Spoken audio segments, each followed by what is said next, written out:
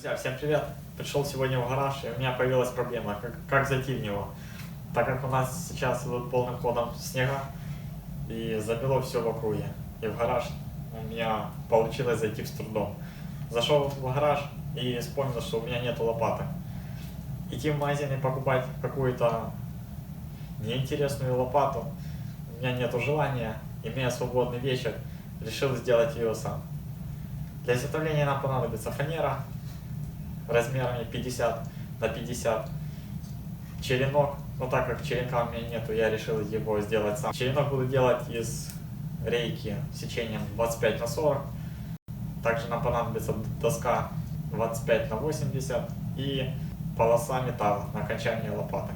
Также нам понадобятся саморезы, гвозди и клепки, чтобы закрепить металлическую полосу в конце лопаты. Ну что, приятного просмотра и погнали к изготовлению.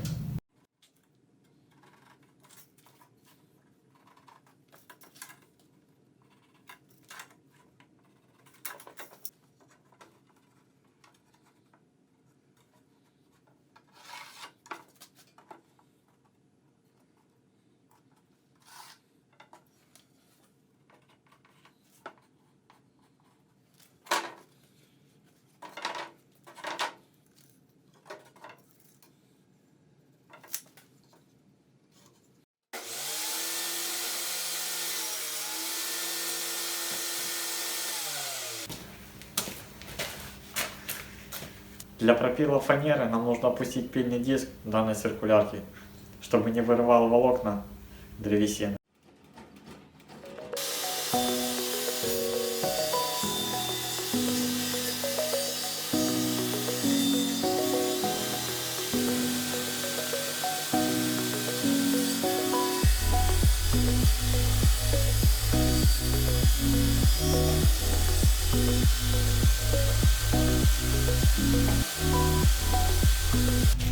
Для того, чтобы снять напряжение с фанеры, нам нужно сделать закругление.